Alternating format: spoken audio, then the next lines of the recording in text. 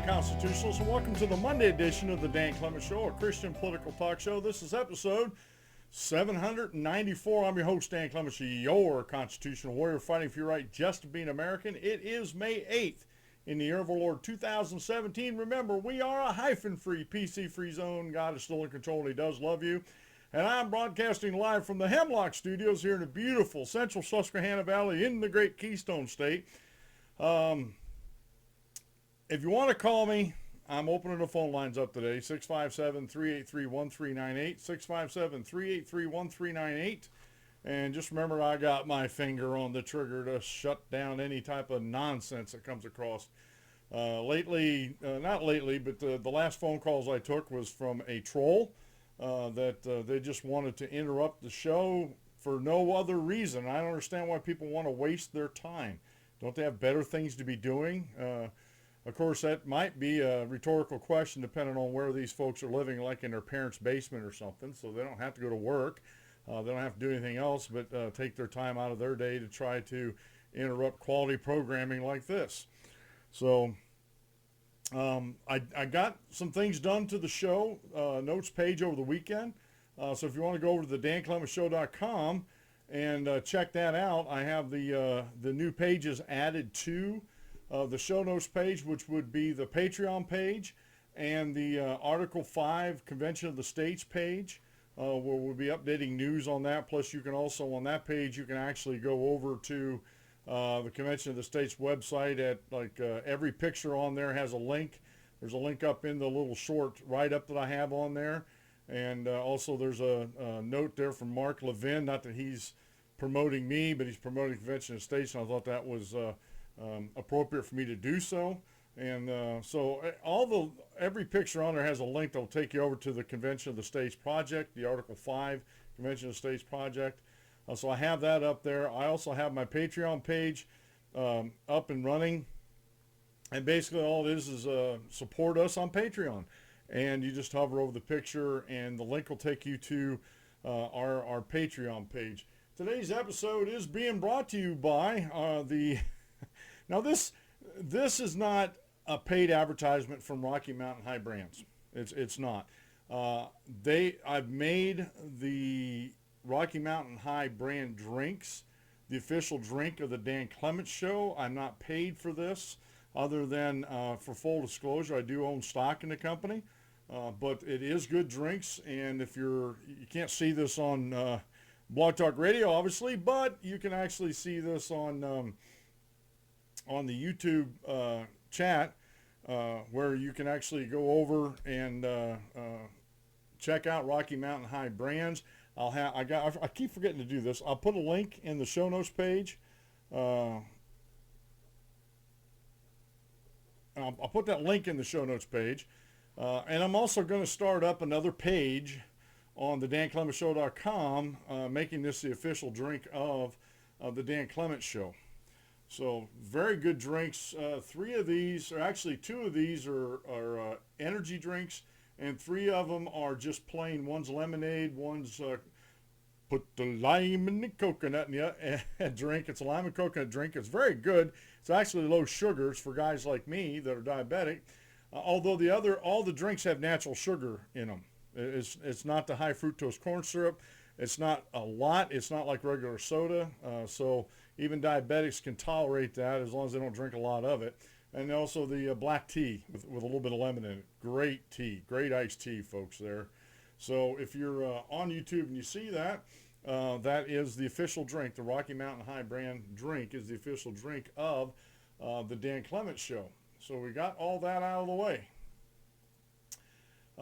Today we're going to be talking about the free markets are the answer to health care. Now we've seen the end of last week, we talked about this on Friday, how the House passed the health care bill. Now the anti-freedom groups out there are acting like that this is a done deal all the way through, that now we just, this is law now. This is the way they're acting, folks, that this is law and we really, really have to fight this. And it's not. The Senate wants to scrap the whole thing because they don't agree with what the House did. And there are a lot of senators, and I think they have the votes to pass this, just to repeal Obamacare. Because believe it or not, there's even a lot of Democrat senators in the Senate that are up for re-election next year, and they know how bad the ACA, Obamacare, still is, still in force.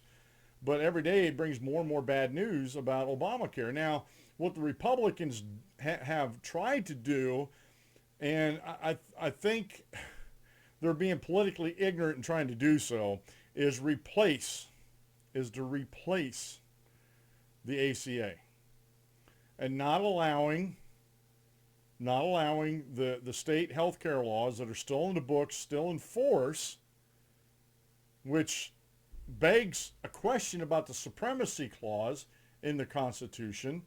The anti-freedom crowd says, well, the feds made a law, ACA's law, therefore it's supreme. Supremacy clause only addresses the enumerated powers. If the states enumerated a power for the federal government to govern over, then the federal government is supreme in those laws. Nowhere in the Constitution is health care an enumerated power. And I've yet to have any of the anti-freedom people or groups or crowd out there explain to me how the federal government can govern over health care when it's not an enumerated power. They avoid the question altogether. I have been nothing but stonewalled when it comes to the audio for the transcript of the Trump interview a few weeks ago by the AP reporter Julie Porter. And I haven't got anywhere, haven't got anything. The White House didn't have a copy of it from what I understand. They didn't get back with me, but I don't know why they would have a copy of it. AP is, everybody's telling me to go to Julie, and she's not even getting back to me. I've direct a messenger her 2 times, and I'm not going to do it anymore. I mean, if they're not going to get back to me, I'm going to go with the report, and I'm not being, this isn't fake news or erroneous, that they just are stonewalling me, don't want me to have that audio, because I think it would actually reveal something different than what's actually in the transcripts. Just, I'm putting that out there, folks. And so, again, we have time and time again, the anti-freedom crowd out there has been stonewalling me anyway, when it comes to, well, give me your proof. Where are your links? I've asked the Indivisible group a couple times. Last week, after the House had passed their version of health care, the ACHA, they put out all these erroneous memes talking about how many hundreds of thousands of people in these districts and individual congressional districts that are going to be excluded because pre-existing health conditions. And I asked them to please cite their sources where they're getting these numbers, because these numbers seemed awful high to me. Nothing. Haven't got anything back from them whatsoever. They won't cite them. And the reason why, and this is a conclusion I've been coming to, the reason why they won't cite their sources is because they don't have any. They don't have any actual sources to cite. If they do, why wouldn't they want to share them with me? I share my sources with you all the time. I tell you where my material's coming from, like my daily Bible reading. I give you the exact book, chapter, and verse that the scripture reading is coming out of. So you can go and check me to see if I'm reading it wrong or leaving something out. I source my things, all my articles that I give you. I tell you who wrote them, and who's posting them. Like the first one, the first article today after the daily Bible lesson, or the short Bible lesson of the day, is Court Rules Trump State Department Must Release Clinton Emails of Obama's Response to Benghazi. And this is by Michael W. Chapman at cnsnews.com. And they have in the article, they source where they're getting this from. They tell you what judge, what court, the whole 9 yards. And this, folks, this article here more than anything shows you the problem with the deep state. There are a lot of anti-freedom sycophants in the State Department that do not want this information released about Hillary Clinton and Barack Obama. They're asking for like 9 paragraphs of emails about the response that Obama had for the Benghazi attacks, and they're getting stonewalled. The Justice Department is getting stonewalled, and the court says you got to turn these over. You can't hold them back. And quite honestly, I think like Rex Tillerson should do, and just like Jeff Sessions should do, I think they need to go through and they need to clean out the State Department and the Department of Justice. They need to replace all the assistant attorney generals throughout the United States. replace those, and if they get any pushback from anybody below them, they need to be gone too. And most of them are, I've been doing some reading up on it, most of the people in the Justice Department are lawyers. You know, that's one of the qualifications to be in a position of authority in the Justice Department is a lawyer. So if they're not working for the State Department, they got a law degree. If they pass the bar, they should be able to get a job fairly easy. So I don't see the problem. Honestly, I don't see the problem with getting rid of them. Same way with the State Departments.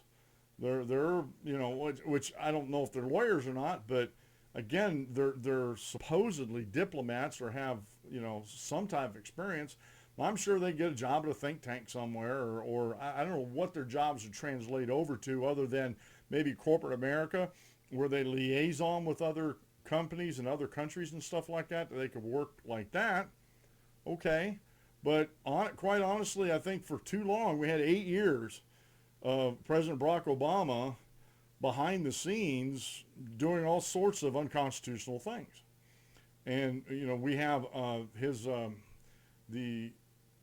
under Trump, the former Assistant Justice Department, AG, Attorney General, who was in between Lynch and Sessions, was fired by President Trump for not upholding or not prosecuting for his or in court his travel bans. And she got fired, and now she's going to be testifying before the Senate. Again, this goes to show you, you know, this article about these emails goes to show you how deeply entrenched the deep state is. Now, the anti-freedom crowd out there, when you talk about the deep state, are like, they're looking around, what are you talking about? I mean, the deep state's standing right behind him with their hands on his shoulders, with their head cocked to the side and smiling. Huh? We're here. We're here. And they're like, well, what are you talking about? Where is this deep state that everybody's talking about? And it's getting kind of comical out there, actually, folks. It really is. So we're going to be talking about that today. But we're going to be doing some more economic lessons in this. Why free markets are the answer for health insurance, which they absolutely are. Now, the freedom crowd out there wants people to understand this. The freedom crowd wants people to understand that they're big boys and girls that can make decisions for themselves, and that knows when to get a junk insurance policy or not, and can move on from an insurance company and go to another insurance company. They know that. Now, the anti-freedom crowd thinks that people are just dummies and can't think for themselves, and someone else has to make their decisions for them when it comes to health insurance. And I have an article that I'm going to share, and I'm going to relish sharing this because I think this hits the nail on the head. It's why computers are less expensive than healthcare. And there's a good answer for that, folks. It's called the free markets, but I'm going to read this whole article by Devin Cooper of FEE.org. I think it's a good lesson here, a good teaching moment here. Because why in the world, and this baffles me, in the land of the free and home of the brave, where life, liberty, and the pursuit of happiness is supposed to be protected by our government, why in the world do we have citizens out there, and I've been scolded for calling people citizens, but that's what they are. They're we the people, the citizens of the United States. And it was a libertarian that was scolding me about it, so I didn't pay much attention to him, because this particular, I'm not going to say his name, but he has a radio show down in Austin, Texas. I've listened to his radio show, and it is nothing but criticism, 100% of Donald Trump, and that's fine. You can criticize him, but where's your solutions? And I called him on the carpet a couple times for that, and he got mad at me and started, putting things, labeling me with things that aren't true. So there again, even libertarians who are supposed to be freedom-loving folks, they'll criticize, and it's good. It's okay to constructively criticize somebody, but then what's the answer? I even asked him, what is your answer? And I ain't going to get into what we were discussing, but, he didn't have the answer to it. And he was basically commenting on a law that was being enacted in another state that he didn't even live in. And I'm kind of loath to talk about them to a certain extent unless they actually address something that's national to everybody. And this gentleman tried to make this issue a national issue when when actually the state of Arizona was trying to address something that is more pertinent to them than it would be for us up in Pennsylvania. But that's all the further I'm going to go with that. But criticize, but no answers. No, how do we go from here? How do we correct this? You know, his answer is always, we got to get rid of the state. But he doesn't say how that'll work. I even asked him, well, how's that going to work? I said, there's too many people out there that are bad actors. And if you don't have some type of mechanism, and I've heard all the arguments about, the libertarian arguments about, well, we can have private police forces and we can have private military, which we already do have. But I can also see how private military can get out of hand in these non-state controlled entities out there. I really can. I mean, I don't know what the best perfect answer is, but what the founding fathers left us with the Constitution, I think, is pretty good. I think how they set things up with the federal government is pretty good. Is it perfect? No. Nothing that man does is ever going to be perfect. But is it the best thing that's ever happened in governance of humankind? Yep, I believe it is. I believe it is. And if you listen to Chris Ann Hall, she goes through a series of lessons that the U.S. Constitution was like 700 or 900 years. I think it's 700 years in the making, with the freedom movements over in England and Europe that preceded our Constitution, that our founding fathers drew insight off of. And so when I talk about freedom and anti-freedom, I'm honestly, and if you're on YouTube, you've seen this before about the Overton window. I don't think it's a left or right thing anymore in the United States. I think either you're for more freedom or you're for less freedom. And if you're trying to sit on the fence in the middle of the road, that is not going to work either. It's not going to work at all. So if you hear me on the show and you haven't listened to the show for a while, you'll understand what I'm telling you about the Overton window, and it's more freedom or less freedom. It just really is. So we have to honestly, I think it's easier for the American people, not that we're stupid or anything out here, but it's easier for me to describe it. It's easier for other people to understand it when we talk about more freedom, less freedom. I'm just saying, folks. So we're going to be talking about healthcare, the free markets and stuff. I have some articles here from the anti-freedom crowd, the anti-freedom press out there, from Huffington Post and Mother Jones. I've got a couple articles from them, and it just again on and on and on about this anti-freedom agenda, that the government has to do everything, that these Republicans don't know what they're doing, which I have to agree with them on that part. I don't think they really know what they're doing when it comes to governance.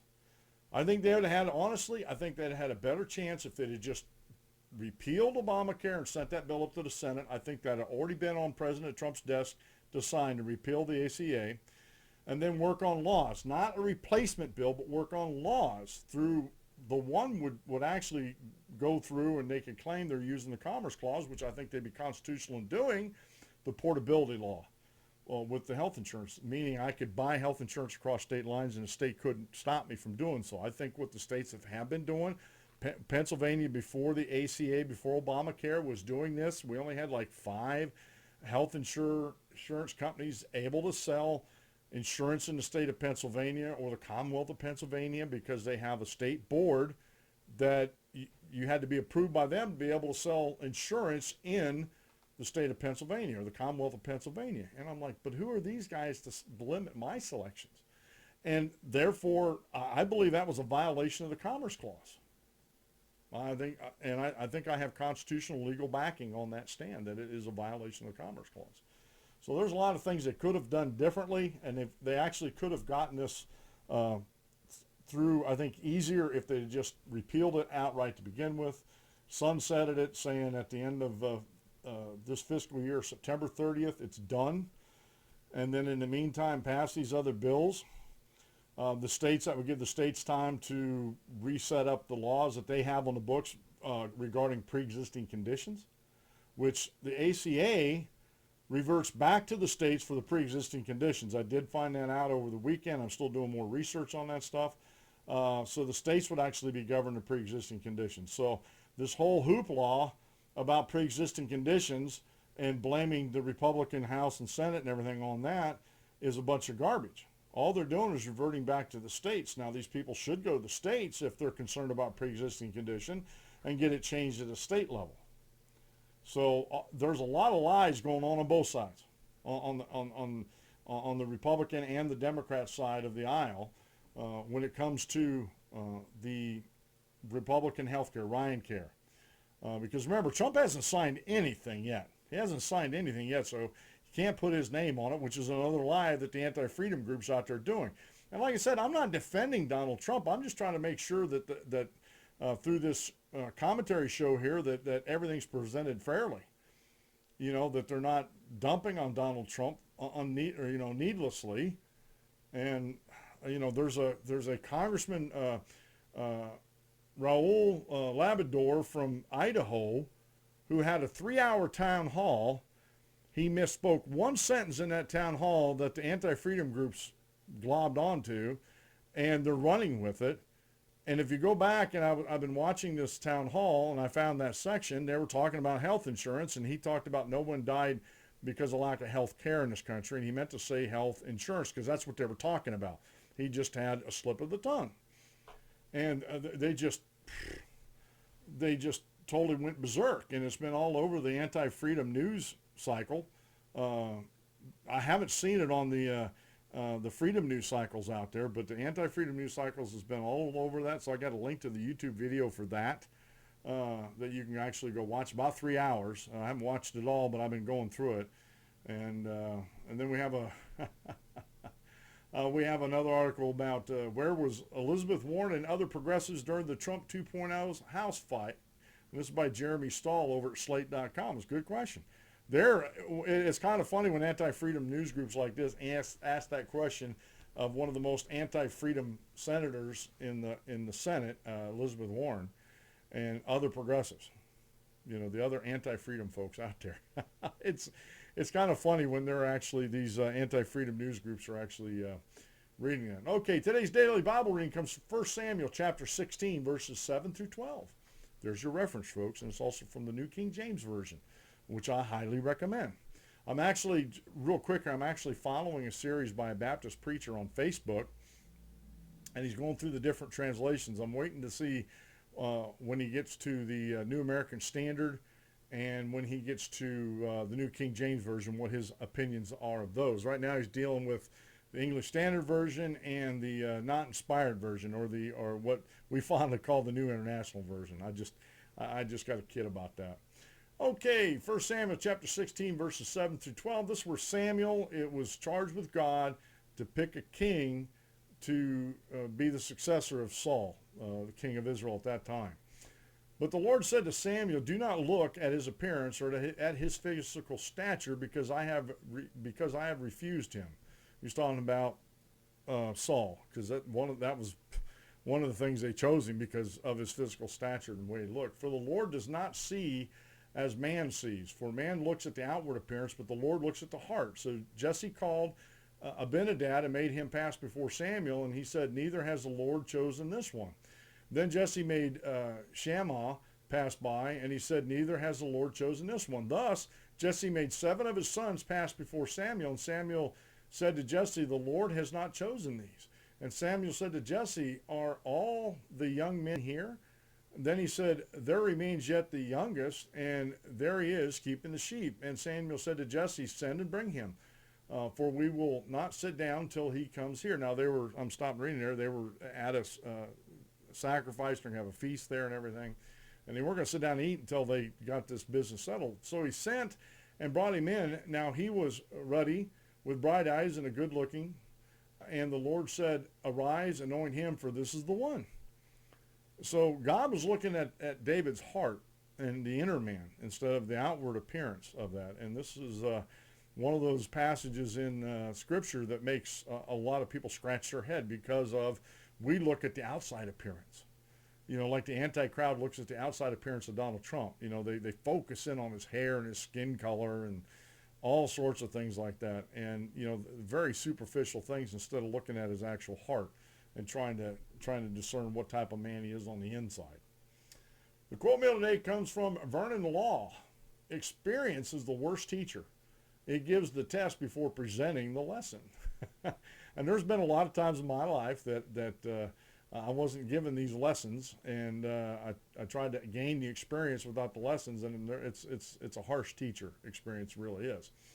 And today's short Bible lesson comes from Wes McAdams, radicallychristian.com. What do they need to know before they're baptized? And it's a good article. He answers some good questions in this article, and I would have to say what the Bible wants them to know before they're baptized. Very straightforward, simple answer, but that's a good lesson. The link will be up the show notes page right after the show today. All right, the first one I want to get into, and I'm not going to really read into it, but the court rules that Trump's State Department must release Clinton's emails of Obama's response to Benghazi. Despite legal pleadings from the Trump State Department, Judge Amy Berman Jackson of the U.S. District Court for D.C. has ordered the department to release 8 paragraphs, I said 9 earlier, it was 8, from emails sent by then Secretary of State Hillary Clinton on September 12, 2012 regarding phone calls made by President Barack Obama to Egyptian and Libyan leaders immediately following the terrorist attack on the U.S. mission in Benghazi. And it goes down and tells about the attack. So we have this order now that the State Department must turn these over. And so we have not only in the judicial, I was talking about the judiciary earlier, but the State Department has a problem with the deep state. And those sycophants in there, the anti-freedom folks in there that don't want this known about Hillary Clinton. And I keep saying on the show every now and then that she and Barack Obama, President Obama then, have not answered for the 4 deaths in Benghazi whatsoever. She still hasn't answered the corruption charges for the email server in her house, and there absolutely is corruption going on there. Clinton Foundation's being investigated. Houmadin is still being investigated, and they found more emails that were missing on the Clinton server that were saved on her laptop that she was forwarding on to Anthony Weiner, her ex-husband now. And the hits just keep coming, folks. And the anti-freedom crowd tries to get people to understand, well, there's nothing here. Nothing to see here. Move along, move along. And it's fascinating how these folks don't want the truth to come out. Because you know what?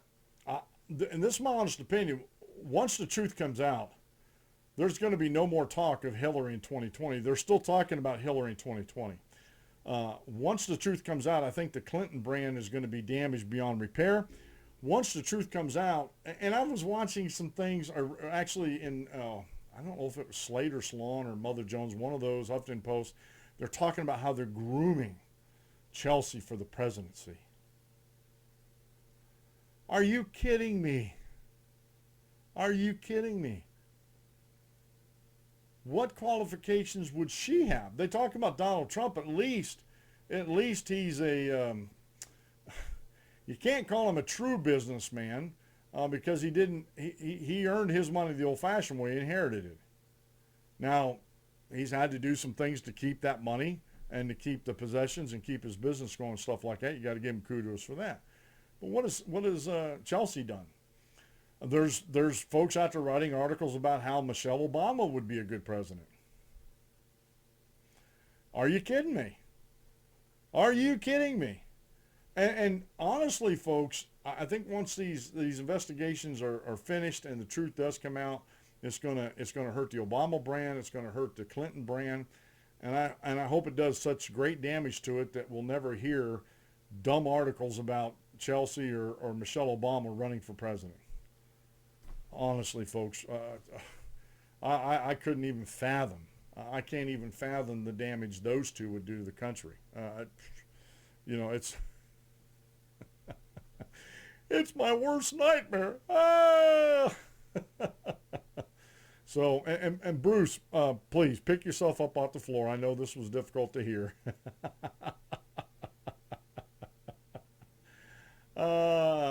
So anyway, all right, so I got that out of the way. I want to read, I got two articles from FEE.org. One's from Devin Cooper and the other one's from Jeffrey Tucker. I want to read the Devin Cooper one first, why computers are less expensive than healthcare. And then Jeffrey Tucker has an article, this is why government shouldn't be involved in healthcare. Two very good articles that were just penned recently here. And let me get down to them here. Why computers are less expensive than healthcare. With last month's release of AMD, and that's just a computer chip company, and they're my favorite one. My laptop has an AMD in it. My big computer here, my main computer, has an AMD quad core. Now, in order to stream correctly, I got an i7 in my Dell desktop, business desktop that I've got on the cheap, which works great. But the only reason why I got them is because AMD didn't have an equivalence to that. And I prefer AMD over Intel when I can get them.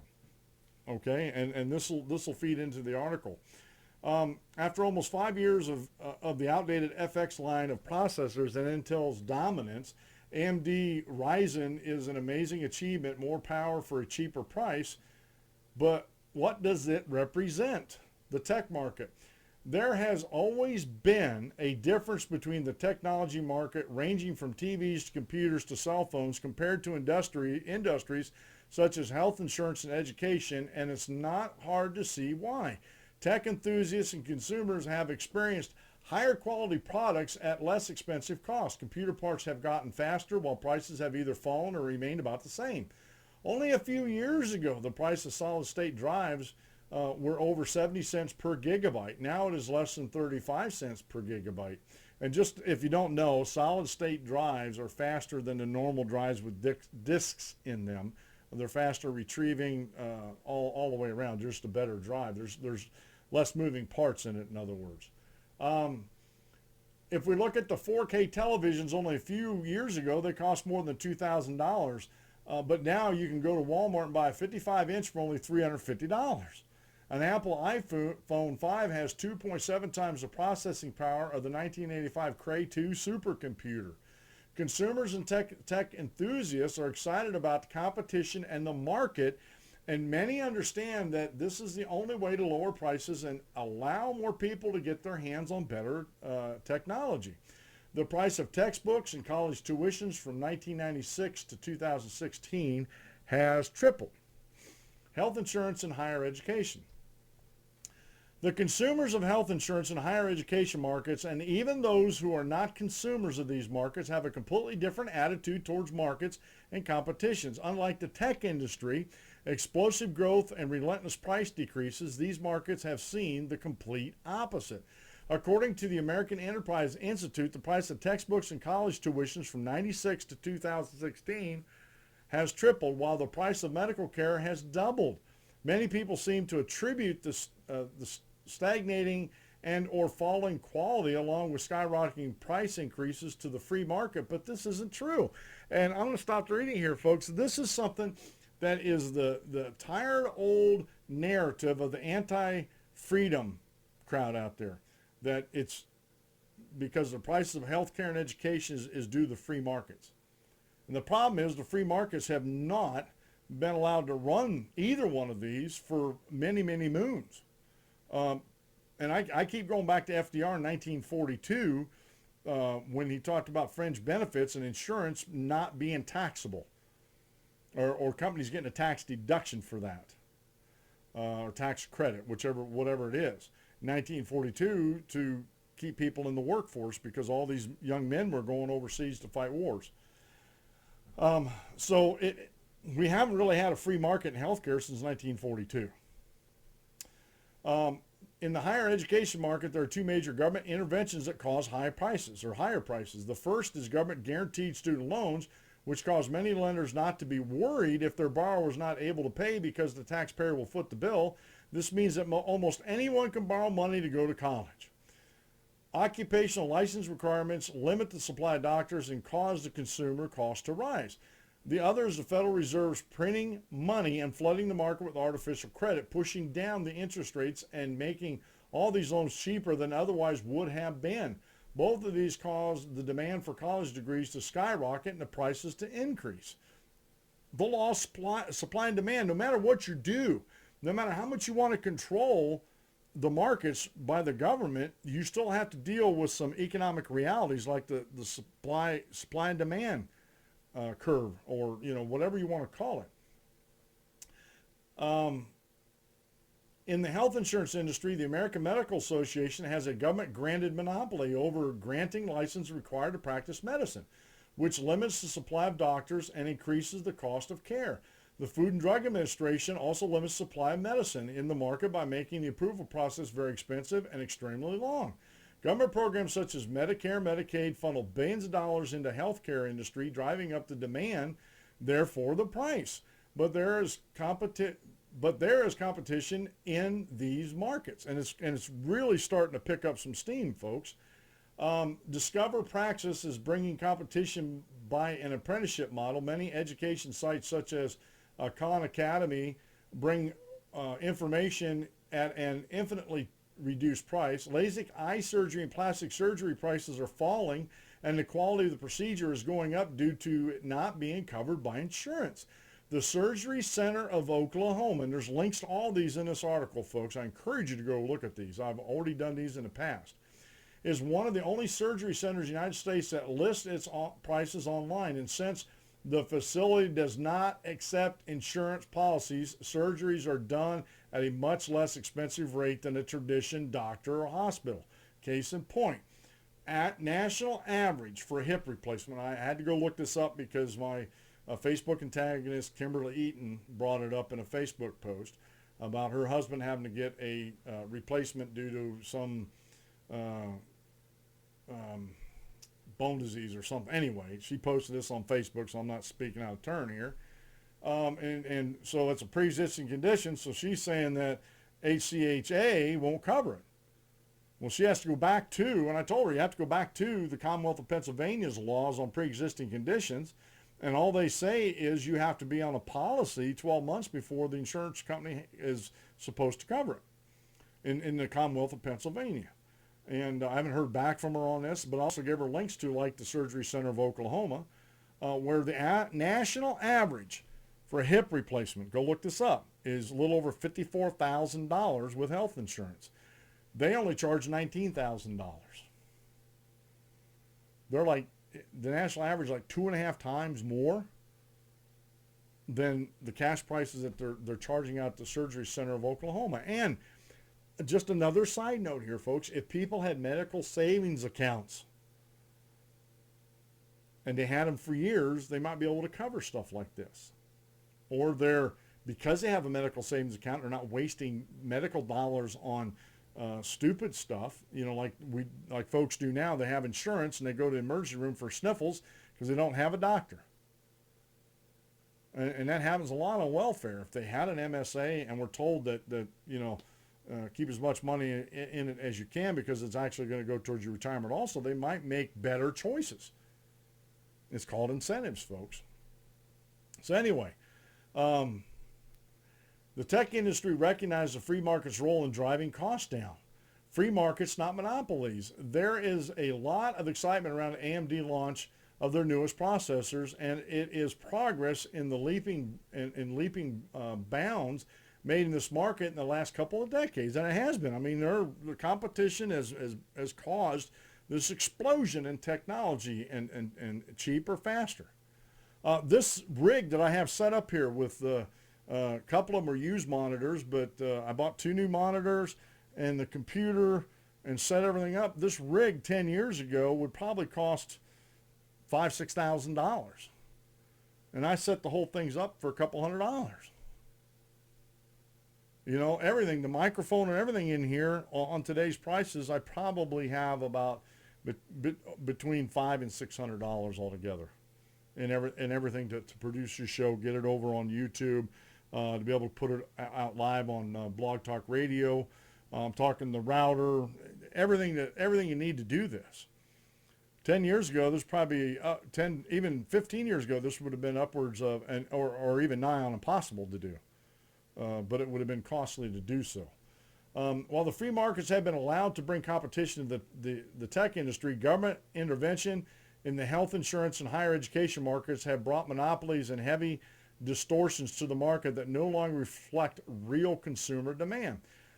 These distortions, along with the illusion that it is the work of the free market, have caused many people to conclude that the free market does not work and should be shunned, while those in the tech industry praise the market for the remarkable progress and great increases in the quality of their life.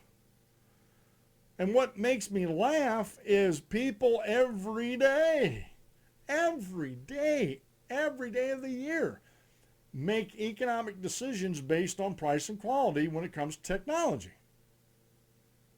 Me and my wife, we're on Boost Mobile. We choose to have older phones. All right, we choose to have, their models that came out 2 or 3 years. We're getting ready, probably sometime later on this year. These phones we have, I just reset them for about the 3rd time, back to factory specs, cleaned everything out of them. That's what happens when you put them back to factory specs. They seem to be working okay, but both of our phones, even though we set them back to factory specs, the CPUs are starting to heat up quicker.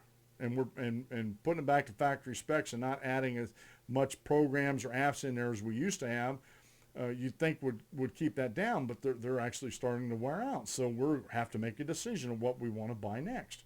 We like the Samsung models and stuff like that, and the older they are, the more they come down in price, and that's how we do it. It's technology.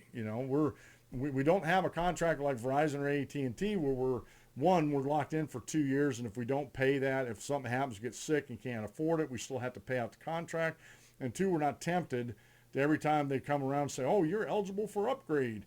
So you upgrade to a new phone, and I've actually had people some friends of mine did not realize when you upgrade to a new phone, that extends your contract out another 2 years from that point. They didn't know that. And I've had some friends that were caught up in that, and that's why I said I'm fine with like Boost Mobile.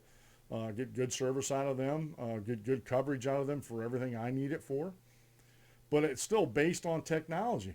My monitors here, my two newest monitors are AOCs.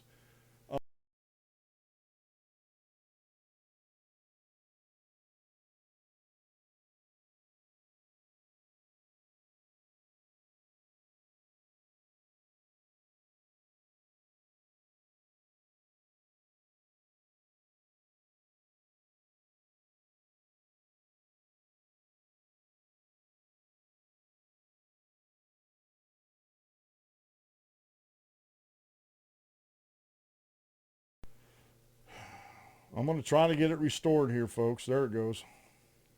All right, it's back up and running. I don't know why it stopped. It just, all of a sudden, it just wanted to quit. It was tired. It made a choice, folks. So it's back up and running now. There's just a little bit of hiccup there, so it should be, you should be seeing my lovely face here in a few seconds. So we see why in the free market, why computers are less, and there's a lot of other things out there that would be totally out of reach. And one of them is starting to get out of reach for folks, and that's the automobile. Because the automobile is being crushed by so much government regulations. The CAFE standards, how much fuel mileage should the vehicles get, the crash safety and stuff like that. They're literally being crushed by government regulation, and it's cost so much more money to build these according to government regulations instead of building them to consumer demands. If people out there want a cheaper car that isn't as safe, I think we the people should make that decision for ourselves. Personally, me, I want a safer vehicle when I'm traveling around with my family. I just do. And I think that should be my choice. But if someone doesn't, that should be their choice also. Now, they're going to come into this, and we're going to talk about this tomorrow on the show about community and victimhood and stuff like this. But then it comes down to people wanting, your kids or your passengers in the car don't have a say in it, so we have to protect them. Well, who are you to protect anybody from my decisions? Especially when it comes to buying something, and we can get in a debate about that. I mean, I'd like to talk to people about that because I have specific ideas. as a husband and a father, I want the safest vehicle I can afford to put my family in. It used to be, real quick here, it used to be in the Commonwealth of Pennsylvania years ago when I moved down here in 88, and up until maybe about 10, 15 years ago, you could find, it was called lick 'em and stick 'em inspection guys that would, you come in and say, hey, I just worked on it, everything's fine. They look, just make sure everything's not hanging on the ground, and they'd put a sticker on without inspecting anything. And we have vehicle inspection up here. Well, they've since cracked down on those type of guys and got a lot of these guys, some of them actually did jail time because of the fraud that they were perpetrating and lost their inspection license. But even back then, I wanted to make sure that the brake system on my wife's car and everything on my wife's that my wife was typically driving was the best that I could put on there, and I did a lot of my own mechanical work and kept up with that. And not saying that my vehicle wasn't the same, but I wanted to doubly make sure she drove the better vehicle from both of us. She drives our 2011 Rogue. That's the work vehicle now, and she's the one working, so she drives it, you know. And I drive the 2000 Kia or the 89 Ford Ranger, you know, and both of them are in very good mechanical condition. We keep them both up, keep good tires on them, keep good brakes on them, stuff like that, because it's cheaper in the long run for us to do that. If you don't keep up with those things, then other things break, and then it costs more to get things fixed. You know, that's just a free Econ 101 type of lesson for you guys. Okay. The other one I want to get to before I run out of time on the show here is this is why the government shouldn't be involved in healthcare. And this again is from the Foundation for Economic Education by Jeffrey A. Tucker.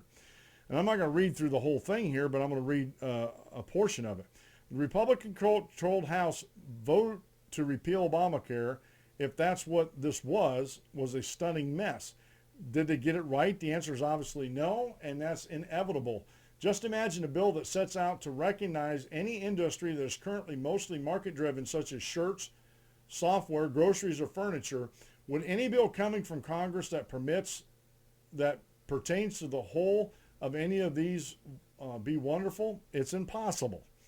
This is because the minds of politicians working together with all their minds mixed, or with all their mixed motives of special interest acquisitions, electoral fears, and general ignorance cannot possibly replicate, much less improve upon, the brilliant mind of the market at work.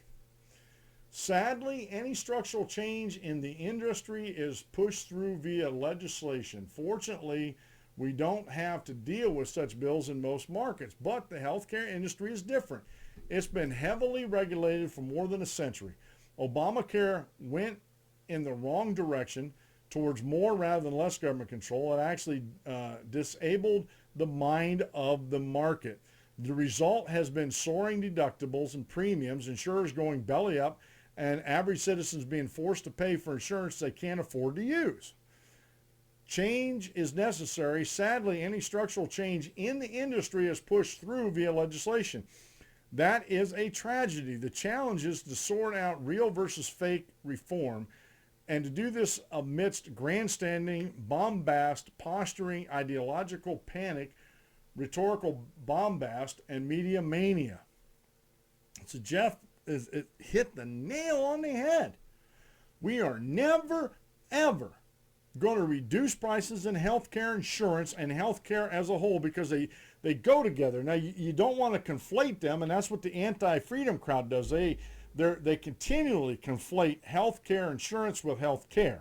The two are always the same in their minds, which they absolutely are not.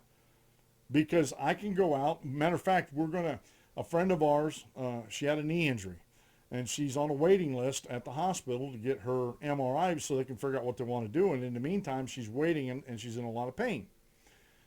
My wife is calling her today and telling her about this MRI place up in Williamsport, PA. No insurance, takes cash. My wife had to have an MRI on her lower leg like our friend has to have from her knee down. Cost us $350 out of pocket. $350 compared to anywhere from $1,500 to $4,000 depending on what the MRI is. But for a leg at the hospital, it's between $1,500 and $2,000. Which would you rather pay, the $1,500, $2,000, or the $350? There is in the healthcare, not the health insurance, in the healthcare side, like these diagnostic services, like an MRI is a diagnostic service.